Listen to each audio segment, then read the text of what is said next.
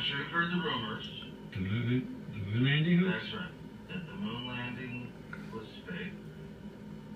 The moon landings all were fake. And I was the person who filmed it. You're serious, and okay. I'm serious. I'm dead serious. Because I only have this certain amount of time with you, and I'll talk about whatever you want.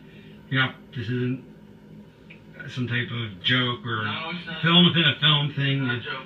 Nope. Okay. The conspiracy theorists were right on this occasion. Why? So can you believe that? Only 3 days before he died, Stanley Kubrick gave that interview to a young filmmaker. March 4th, 1999, in the last few days of shooting Eyes Wide Shut. He died the night after the wrap party. Some say a heart attack. I wanted to point this out because, well, not only do I love Stanley Kubrick, I followed his work. I followed his wife, Christine Kubrick's artwork, paintings that she's done alongside her 40 years of marriage with him. But that we all have our moments. Now, here's the weird thing about this. Did he, in fact, do it? Did he fake the moon landing? He's definitely a guy who was capable enough to do it. This is a guy who once filmed an entire film without one single stage light. Even this room has 2 lights in it. Okay, I'm filming right now. Even this room, even as crappy lighting as Owl Ranch often is, has 2 lights. This guy did it without any lights. Or is he just that eccentric that he would claim that? And with that, leave your answer in the comments. And welcome to Nerf News from the Owl Ranch, episode 44. This week we got lots of great news, lots of great stuff. I have lots of cool stuff to show you today. And we have some hits, like Heath Hale's brand new pigeon with the rails on it.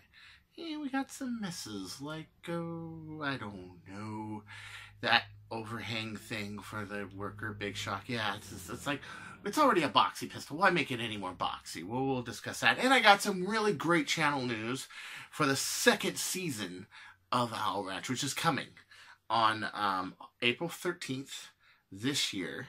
It will have quite a few changes, one of which, the biggest ones, is they will be 2 Owl Ranches a week. 2. It starts on the 2nd season, April 13th. And April 13th, 2018 was when the very first Owl Ranch was made. So, go grab your bourbon, your hot dog, your popcorn, whatever. Don't be a bad guy like Alex here. And let's get started, shall we?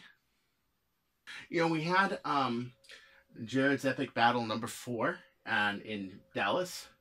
And we had some cool pictures like this. Check this out. That is as cool as the baby and the Prometheus and the Nemesis and just Hesley on.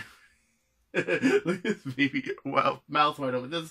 This really does deserve a Pulitzer Prize. This one picture. A lot of people liked this picture. A lot of people liked a lot of other stuff out of this battle. We got to see a lot of the new blasters from Nerf. A lot of people got to try them personally. Here is Captain Xavier right here. He had a whole vest of like jolts and just holsters of jolts. You can see all these little 3D printed holsters. This guy was not going to be outgunned. Drinking his favorite root beer, of course. And yeah, you know, it's just like, wow, you know, just incredible. You know, I'm thinking about making a vest. We were talking on the Crew Auxiliary. I'm thinking about making a vest with like 5 claymores, like 5 in the front and like 4 or 2 in the back, and literally going into Ragnar Oktoberfest, talking to him, going, ah, just suicide vesting, you know. But we don't call it suicide vest. We call it the zombie strike vest, the zombie side vest. Yeah, zombie side vest.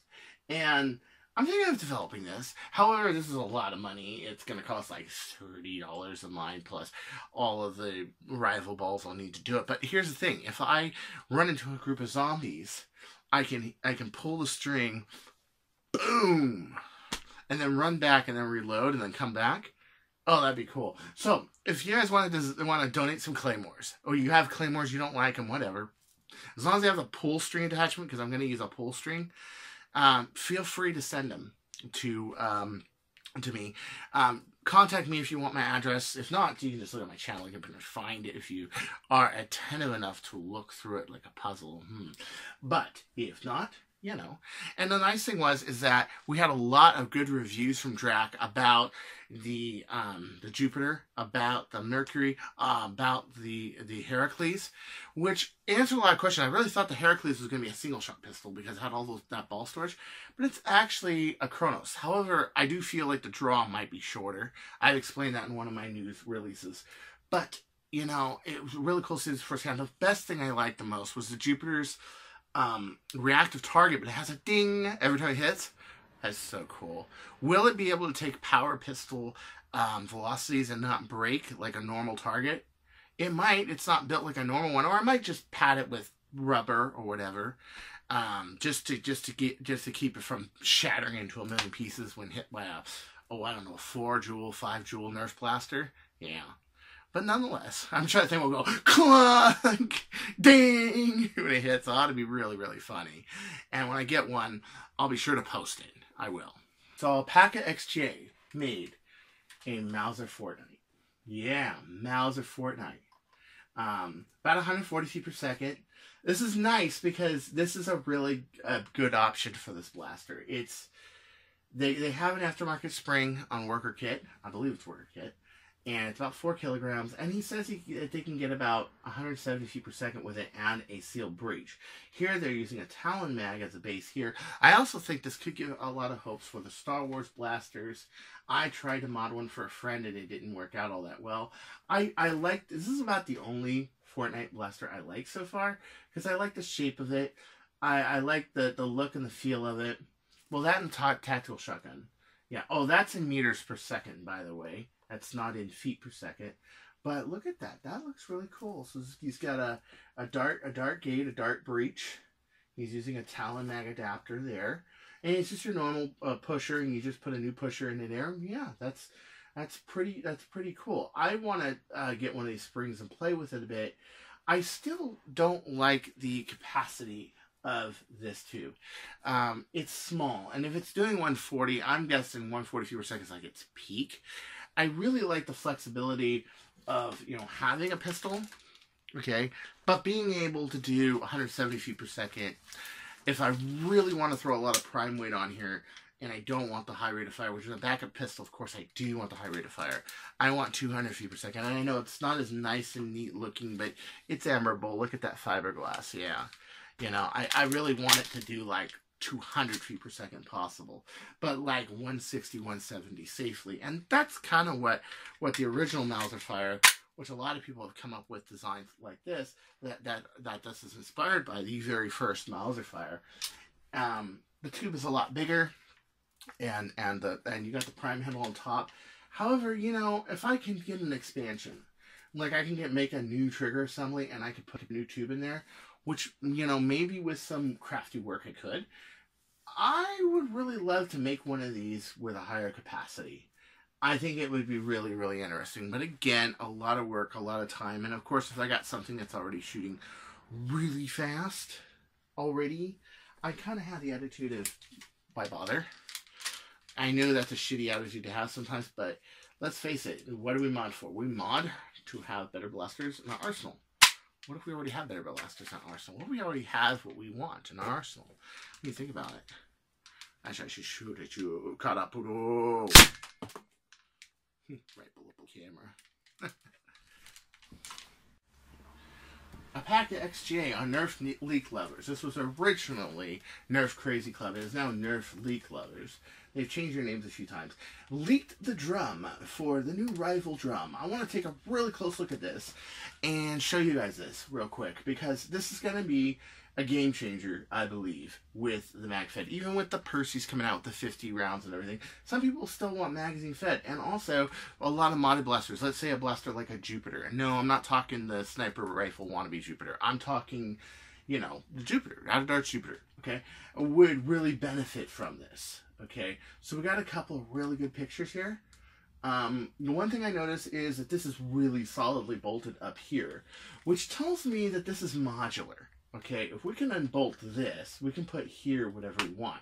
We can also expand this. It doesn't look like it has any kind of a rotating system on here. So I believe it's a magazine that goes around, and if not, it's a little turntable. I believe this is really expandable. Not only is it expandable in the means of, could we 3D print a bigger radius, but also in length as well. I mean, imagine the radius. I mean, we can get possibly 10 more balls per row if it were this big wide thing. Yeah. Not only that, but what stops this from being like a hose? Think about this. This goes to a hose. This goes to spring. You get a long enough spring to fit in there. I mean, really. The rival rounds have that really great advantage that they don't get smashed. There's a lot of spring actions. One thing I didn't like about the Volpal mags and the Kathanas was that spring tension is really high. And for somebody who shoots springers, who doesn't want their darts crushed when it goes in the dart gate, so that's more round, it works better, you know, to have a lighter spring load. However, it does also make it so it's not as fast of an action. And some of these blasters that are full auto really need something that have that higher rate of spring. And not only that, your cages, especially if you're going cages this way, it doesn't matter. It's going to squeeze the head anyway on a Stefan. That's what's going to use to mainly drive it. So it doesn't matter that much for a flywheeler, but it does matter for a springer. So here the same thing, but the rivals aren't affected by that. This guy just got so many ideas about this. And then there are two halves. Screw together, 8 screws, 4 screws each side here. You know what? I really think this is an expandable system. I think that something cool can be done with this. And I think it would be rad if we not copied this, but made something better. Yeah, indeed, yeah.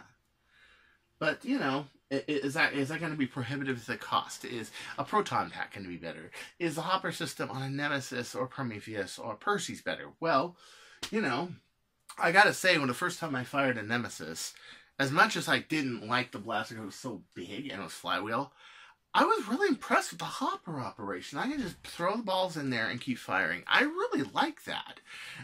It's one reason why if I ever flywheeled, I probably would go with a Nemesis. Prometheus is a bit big, but I've seen some crazy cool stuff with the big storage tanks, up to 950 rounds now. Crazy. You can basically put as many as you want up there. Adam Savage was this 1,000 round huge magazine. I mean, the sky's the limit. But I still say don't abandon magazines. They're still important for rival, and I really do say don't abandon like the pistols either, because the pistols can go really fast, as where a rival round can't really go that fast on a flywheel. A pistol, dude, you can get like 170 feet per second, and it is nice to have 70 foot per second, you know, chronos. It is very, very nice to have, you know. I mean, really, these are, I decided to make 2 of them with exceptions of speed hooks, like the ones I had at Ragna with a 13K. And you know what? They do the job. They do. They're pretty good. 18K is really savage, but you know, these were the holsters I used right here. Yep.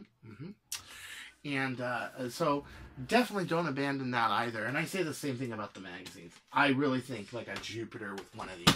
Oh, an out of darts Jupiter. I want to see somebody like Wacom do that. I want to see Wacom S7 roll with one of these and fire them through a Jupiter in a video. I just want to see it once, dude. Seriously. Nerf Easy-E has been doing just an extensive amount of mods with the Kronomag. He's coming out with a new mag adapter for the Star Metal kit. He's also worked with Star and advised them on, with my help, advised them with better, you know, pusher diameters on the inside, better barrel lengths, things as such. We've worked together on these new stays. I really like this because what happens is now the plunger has reinforcement here. And mine, it's the magazine. The very first one I ever built, it's a magazine. But this whole thing reinforces it to the front bumpers here. He's got that feed finger on top. It looks really cool. It looks really great. We might be getting one of these to try out, and I hope we do, because it would be really cool to do this and to work with this. And I also wanted to point out that this is almost done. It's almost going to be completely done. I'm really thinking about this channel becoming a kind of a showpiece to help people develop stuff. I review stuff and I come up with ideas to make it better. Like I did the Finland Nerf works, that I felt that this could do a lot better than just normal Elite. So I'm like, you know what? Let's do like some serious, you know, let's do some serious modifications. I mean, I this could be coupler. I can come up with a plant and everything else work really good. I'm still not done with this. I'm going to do the plunger system a little different, and I'm going to give it a new barrel. But this thing is really far out. I mean, far out. Today, I expanded the tube by moving this up, which I published a couple of videos on it today. But I really am thinking of not just being a person who reviews, but also a person who helps these companies and these projects and these people engineer better projects and better blasters. And Nerf EZE, not an exception. I helped him out with a few things, but a lot of stuff he came up on his own. He looked at the feed tab on the Kronomag, and he did that on his own. I didn't tell him to do it; he just did it. This right here, I told him, you know, this down here needs to be reinforced, and he did this all on his own. He came up with a much more concise idea on how to do it. You know, where it's also held up here and it's pushing here. Clever. So you're not depending on the magazine and how it's attached entirely. You're using the normal buffers that a Kronos uses. Excellent idea. So a lot of this stuff, yes, I helped him out with ideas for barrels and ideas for the pushers. And I coached him on a few things, but a lot of the stuff he did on his very own and implemented it in his own way and his own original thinking. And I really think that, you know, Ezekiel is pretty good modern designer. It's like Singapore, so many talented people in Singapore. I remember being in Singapore. I remember meeting Gavin, and the kid is just the most humble, easygoing guy in the world. But yeah, he's a genius. You know, all these really great players, all these really great people. I mean, if you ever want to play in Singapore, honestly, you ever can afford a trip and can just stay there for a week or even on a stopover for a couple days, do it. Seriously, do it. Play in a war. Have some fun. They have wars every weekend. It's really cool. But that's kind of the direction I want to take with this channel. And I'm really thinking of doing it. So along with the Owl Ranch going twice a week as of middle of April, I'm also going to help a lot of modders out making better stuff and giving them good advice, like I do with the private messages. No, you can private message me all you want. You can private message me all you want, but there is a couple things. One, I usually don't video chat. Why? Well, for one, I'm usually in my room. I may not be dressed all the time. I may have my hands full of epoxy. I may be in the middle of something. That's about 80% of the time. I gotta be honest with you. That's number one. Number two, I really don't like video conferencing all that much. I only do it when I really have to. And a lot of times, if I have to show something visually, I'll just shoot a video or what have you. But video conferencing is not really something I do. I do more chats. And three, I usually have several chats I'm working on at a time. And I may not always get to you. I may be sleeping. I may be whatever. You know, but the phone's always off when I'm sleeping, so don't worry about what time you message me, too early, too late. But you can always message me, ask me questions. It doesn't matter who you are. I will message you back eventually, and I'll talk to you and everything else. And I'm really good about that. So along with this, I decided to take a farther push into helping the community out. And this is the way I decided to do it. The other thing is I just got monetized, man. Yeah, so I've earned about $1.20 something in the last day and a half. Yay! It's not much. It's really not a lot, but it was really bringing me down. And I got approved monetization in terms of meeting the requirements of 4,000 minutes and 1,000 subs. I met the requirements August 10th, and I had been sitting there all this time, and it was weighing on my self-esteem. I was really getting upset. You can't really get a hold of YouTube. They don't really talk to you. What do, right? You just got to sit there and wait and wait and wait. Well, March 24th, finally got it, which, of course, March 25th is usually my most unlucky day in the world, notoriously the most unlucky day of the world. It's when I lost the love of my life. Some guy tried to pull a K-frame on me and rob me in Hollywood. Yeah, I can go on and on. Just bad things. One day I went through and I listed all the bad things that happened on March 25th. Oh, yeah. Just infamously bad day. Well, I got through it. And one of the things that helped me was winning this monetization. I loved it. It makes me feel like I'm at least in the club. This is last week. This is what he did with this last week. And this week, I really like what he did with it. I really like his expansion of this. Oh, good. Thank you. This is on MHP Support and Rehab Group, which, of course, MHP means Mr. Heath Pants.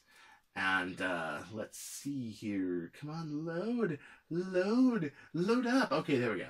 Yeah, so he's added a false suppressor to it, and also a tack rail. Ooh, I love that tack rail. Ooh, this is so cool. You can put like lights and lasers and all sorts of stuff on it. I just like that. It's got the safety on. I think it's on both sides now. The slide release is on both sides. I believe it's going with the traditional mag release, and it just gets sharper and sharper and sharper and better and better. And this is what I tell developers all the time: really work on your stuff. Don't just do one thing. I mean, this blaster right here. I had it running with a coupler like the very day I got it, but I wanted to improve upon it and make it better. And yeah, I've taken about a week and a half working on this, yeah. But off and on, not like hard work or anything, but you know, just the main thing is thinking, you know, what should I do? What did I do on the last one that was a success? And then on top of that, how can we make this easily done for people to buy it as a kit and do it? So when I give this guy this advice to make this kit, it's not completely unreasonable. Like a bird of prey is unreasonable. Why? There's just so much shell cutting and there's so much gluing and laminating and all sorts of stuff. It exotically just becomes totally something different. Here, let me show you.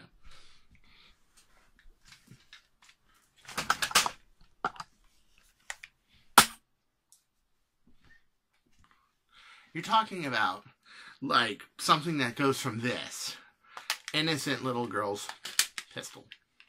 Yeah. Something like this. Something that you would never think would become a crazy powerhouse mod. You would never think it was possible. I didn't, actually. I just saw it as an overglorified fire strike, but I needed a blaster that could use a bowstring. And because in a certain league, the bowstring was one hit kill if it was a strung bowed blaster, and a Pink Crush wouldn't count because the Pink Crush didn't have the bowstring. So made the first incarnation of this, which was really an Ultramatch Fire Strike with about a 6-inch barrel on it. It did pretty good velocities, about 170 feet per second or so. But for a one hit kill blaster, oh, it was great. It was awesome. Well, to go to this. Very exotic. This is a lot of work. I don't want to have to put people through the pain and trouble of centering a coupler and gluing this in and cutting a piece of polycarbonate perfectly, putting in the catch in like so, and making your own barrels. And it needs to be much more refined. Maybe there will be some assembly required. And a little bit of shell cutting. Like, you know, there's some shell cutting like right here. Yeah. And this is just this one little part. The part that gets in the way of this stay right here. One little part where you can sand that out and do it.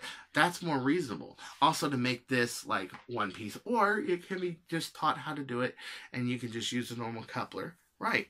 Also working on the plunger head to give it a little more space and the catch. So if you haven't caught that, do watch it. I think it's my second to last video I did before Owl Ranch is the video on the internals of this. And I still need to finish that up. But I'm hoping to finish up by Saturday's War and really... yeah, really show. But I really just say, you know, keep working. Keep on working on this stuff. You know, don't sit here and fuss about it. Don't try to get things done in a hurry, but don't get yourself down either. This stuff takes time to master. And I mean, this is Mark 8, and there was, I think I have Mark 2. Yeah, so you see what I mean. Okay, first off, let's talk about this. This right here. You know, the last thing I want to do with a Big Shock, which is already a pretty chunky blaster to begin with, okay? And a lot of you are going to agree with me, a lot of you aren't going to agree with me, but put in mind, I'm a pistol guy. I know, okay? I deal with this every day. This is my specialty. $24 for this. $24. Why? Why would I want this piece of shit on my blaster? It's injection molded. It gives it a new look. It gives it the picking rails I raised from the top. But let's face it. Why would I want to make something that's already a big plastic block essentially. Why would I want to make it any bigger or any worse? Okay, it looks like it has an Elite adapter to it. That's cool. And I like the look. The blue, it looks cool. And I'm not just knocking on it because it's a worker product. It really is just a bad idea. Pistols, you want to make it smaller, more compact. I do not know if it's injection molded or 3D printed, but does it really matter? It's already, here's a Big Shock, which already has an outer shell. And then they want you to put another outer shell on top of the oversized jolt that you already have. Okay, here's a good piece of advice. Okay, let me give you a really good piece of advice. Number one, the only thing you really need for a Big Shock is a pick and area rail. And Containment Crew has a pick and area rail for sale. Just go buy it, okay? I think the one I saw was a Nerf rail, but maybe they sell a pick and area one too. But go buy it. Number two, if you're going to make an add-on like this, make it minus the shell that's already over the orange part, instead of making something that goes over that shell. So now it's like blaster and shell within shell. Why not just replace the first shell to begin with? This is the one thing that really I looked at and went, oh, what a fucking dud. And it is a fucking dud. Because you could have easily made something smaller that does the same thing by going over the original tube. And Bradley Phillips, the great Nerf sniper, the great Nerf player that he is, I really like him. I really like his videos. I really like his work. A lot more cleaner than mine. But then again, YouTube's not my focus. My focus is community and Facebook and games and modding. His is too, also modding, but a little more on the YouTube side and producing and directing, which he is extremely good at, okay? Last thing we want to do is make this bigger. We want to make it smaller, not bigger. And actually doesn't even have the shell on at all. It's just the big orange thing. Actually, to be honest with you, this cap does help hold this in from high spring loads. When I did an 18 kilogram version of this, got shooting 200 feet per second, if I didn't have that cap in, it would rip the screws out. I had to buy another shell because I had actually ripped the screws out without this here, and I had to redo it. Yeah, so don't do that. And after all the filling of the tubes I've done in there, yeah, don't do that. You do need the shell here, but what I'm talking about is making the new shell something like this already, and there it is. This thing must be huge. You know what? That's a 20 millimeter rail, and those look small. I mean, think about it. This thing must be huge. And front heavy. Look at how much the plastic is in the front and not the back. I mean, do I really need a heavier Big Shock? No, I don't. I don't need it. So this is why I'm ragging on this today, and it's constructive. It actually is, not a cool idea. And I just think that workers striking out on this one, it's not that cool. It's a brand new thing, yay! Every time worker comes out with something, let's go all crazy, yay! Yay, they make brick mags. Now they have 45 round brick mags. Do I care? No. I think the Doominator was cool though. Triple cage, oh, that's cool. That I think is cool. That's cool. Prophecy, even though they copied a lot of my ideas and things as such, I still think it's a pretty solid blaster. But I'll be honest with you, this sucks. So Dwayne Stanley, he did an extended spring guide for Kronos. He tried to use a 25 kilogram spring with a 27 millimeter PVC. However, I do notice that it seems to be really tight on the coils. Like, it's just a lot of coils. My advice, and apparently it broke and the whole thing went loose. And my advice is this. Just do the same thing again, but use just less coils, like one less coil or something. I notice that when I have spring bunching and stuff like that, yeah. Also this catch, make sure you use a really beefy, like 0.0225 gauge or 0.028 gauge spring, or a really beefy, like long shot spring. Dwayne, I think you know what I'm talking about, right? I mean, a really, really good catch spring. I mean, that's what I had. I was able to hold 25 kilograms of mine, even though it barely primed, and it shot really far. But I think that if you get rid of, if you fix that, there it is. I like the slanted idea there, where it's slanted and it goes in. I got sent a spring guide actually by Rev.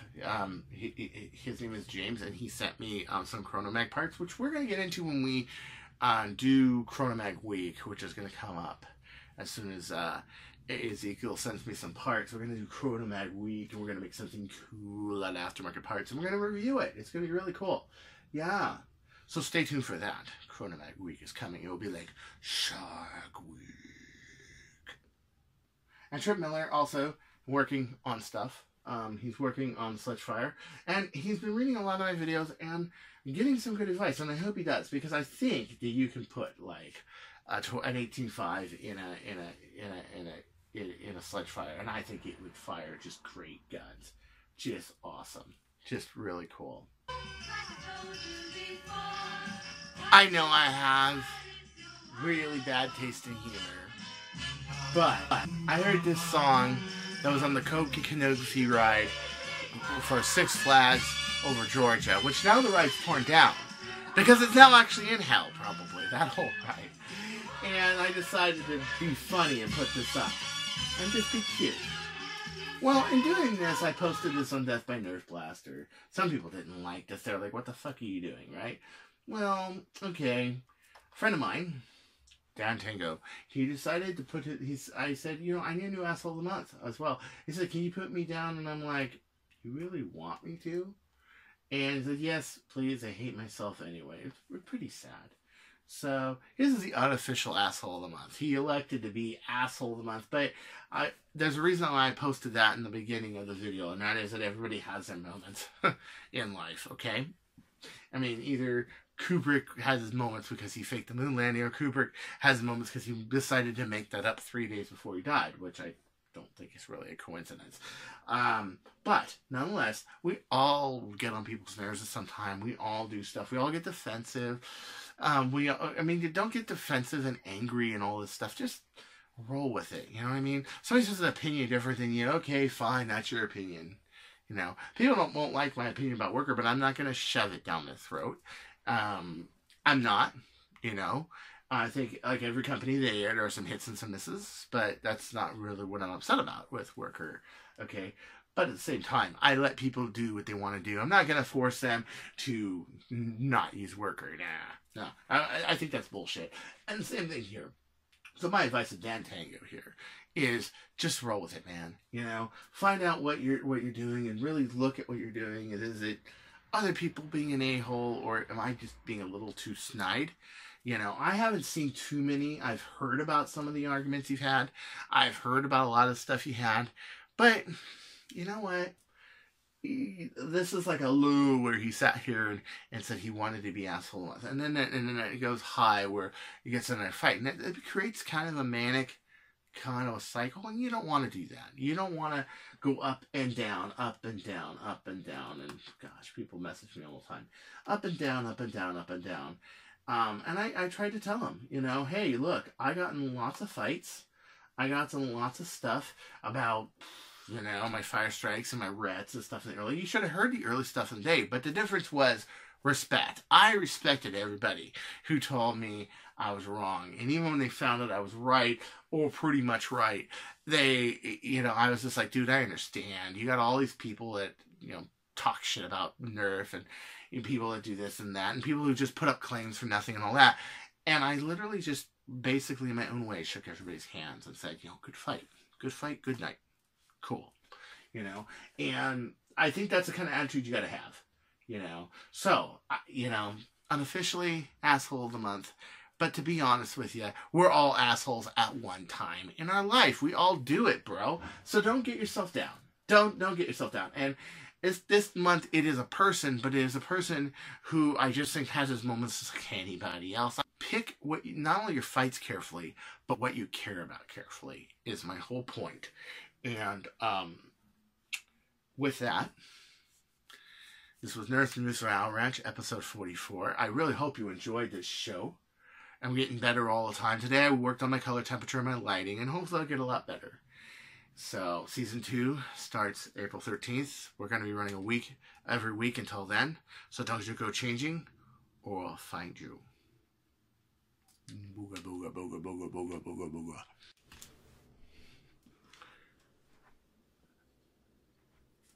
Beware. Beware of the big Nerf enthusiast that lives down your block. He eats little boys. puppy dog tails, and big fat snails. Beware. Take care. Beware. Pull the string! Pull the string! I'll go home already. I'm just being a dork.